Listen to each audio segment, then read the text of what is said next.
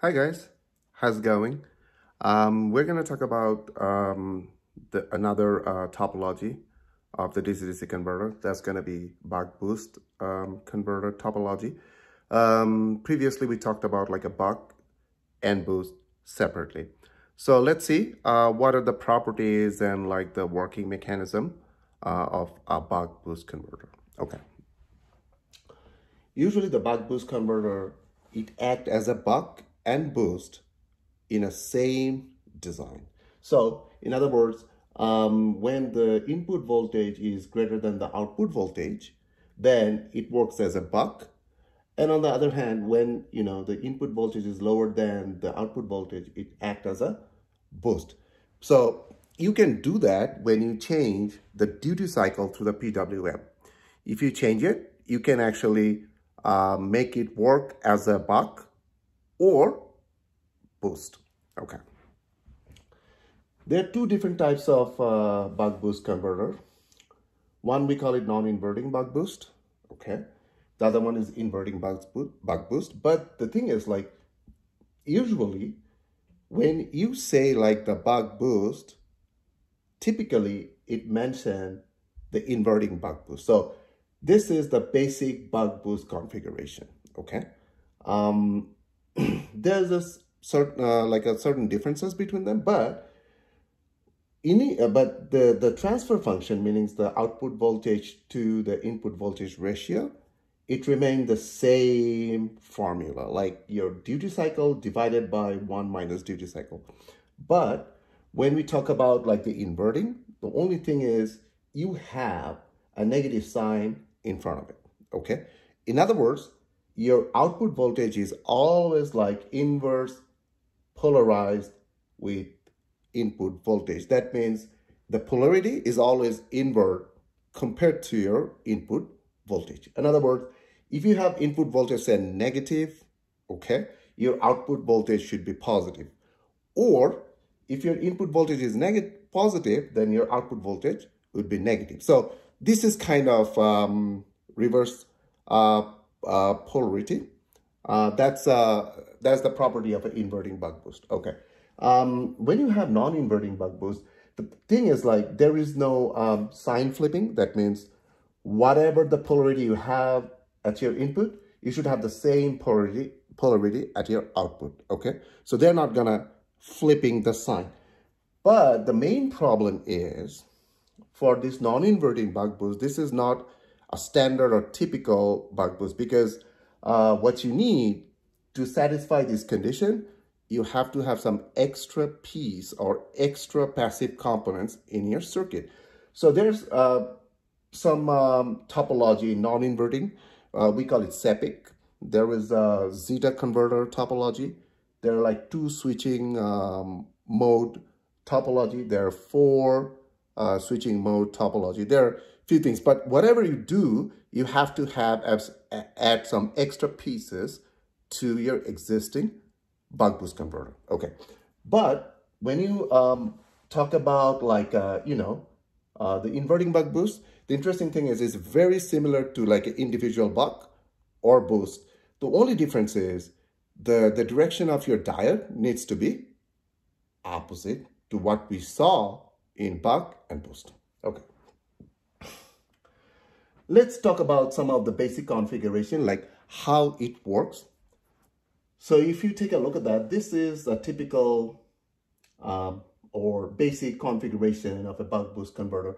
But again, this is inverting because this is the inverted diode here, you see, compared to the buck or individual boost.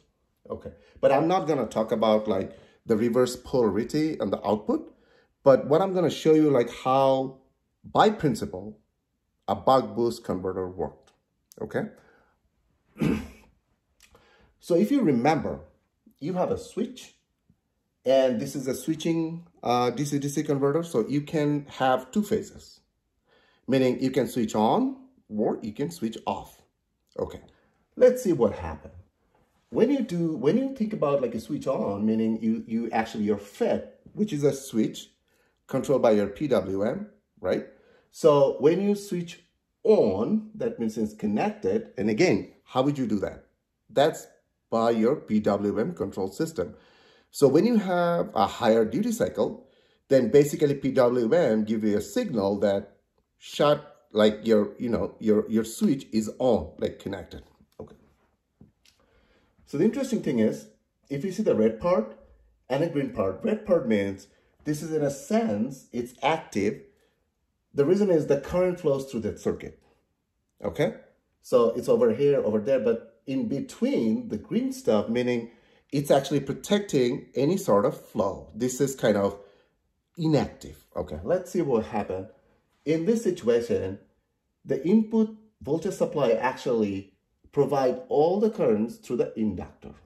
Okay, so, and if you see the polarity of that inductor, this is the exact polarity of your input voltage. Okay, it's a forward bias, not like a reverse bias kind of thing. So in that case, actually the voltage supply, the input voltage supply actually enhance the magnetic field inside the inductor. So it becomes more energetic, and then it slowly increasing the current flow through the circuit, through that internal stuff, like a supply loop.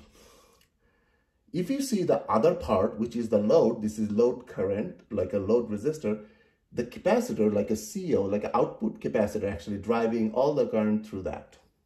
Okay. Now, the interesting thing is this diode actually try to separate your source voltage or source circuit from your load circuit. They're not actually coupled. Okay.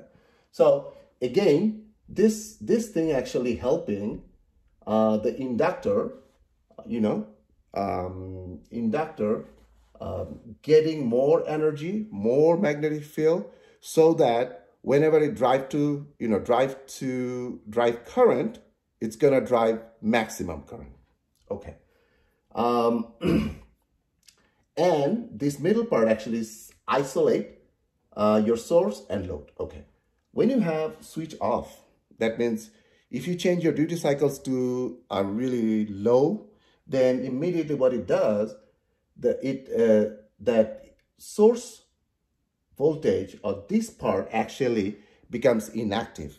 It's get detached from the rest of the circuit or circuitry. So in that case, actually, your inductor, becomes reverse polarized, and it develop a voltage. We call it kick voltage.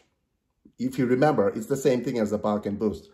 So it's driving the current through that direction, and it's energized capacitor, and leaving all sort of current through the load, and this circuit is fully active.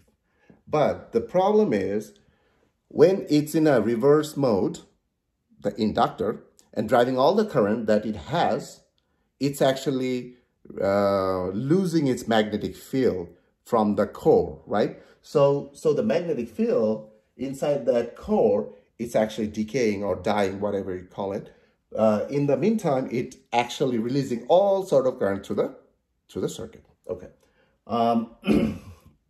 The interesting thing is this kick voltage actually very close to like your input voltage. So when you have kick voltage plus the input voltage, which we call it actually peak voltage, that's gonna be your output voltage. We're gonna talk about in the next lecture when we detail explaining, the inverting topology of the BuckBoost converter. Okay, but for the time being right now, we're gonna give you a little bit heads up. So this output voltage can be higher than your input voltage if you have a kick voltage, right? Okay. Now, the interesting thing, that can tell you one thing, meaning your output voltage can be lower than your input voltage. If you include your kick voltage, then actually it can be higher than your input voltage. So that means it can act as a buck or as a boost based on how you control your PWM, okay? That's the interesting thing. We can take a look at like this equation as well, get a little bit idea like mathematically what's happening. If you if you ignore that negative sign, because this will tell you the reverse polarity of the output and input. But if you use the mathematical form, if you take the modulus, it's going to be the same, right? But what happened, like if you think your duty cycle is greater than 0.5, like a half duty cycle, right? Then actually your output voltage is greater than your input voltage, which is exactly like a boost. On the other hand, if your duty cycle is lower than 0.5, meaning half of your duty cycle, if you lower it down, then your output voltage is smaller than your input voltage, which is a buck converter.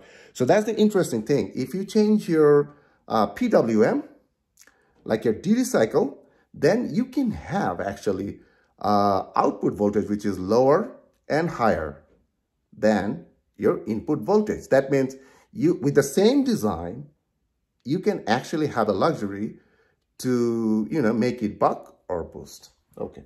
Another thing, this equation actually for CCM, we call it continuous current mode. Basically, this will tell you that in that particular mode, the inductor cannot have zero current. It always have a positive current higher than zero. Even though it's lowing, when it's decaying, like, and all sort of currents and everything, you might get lower current, but still it's more than zero. That means it's always like continuous mode. Yeah, that's it. That's for today. Thanks for watching, and please subscribe and share. We're going to talk about in detail about the inverting BuckBoost converter in the next lecture. And when we're done with that, we're going to talk about the non-inverting as well. Thank you. I appreciate it.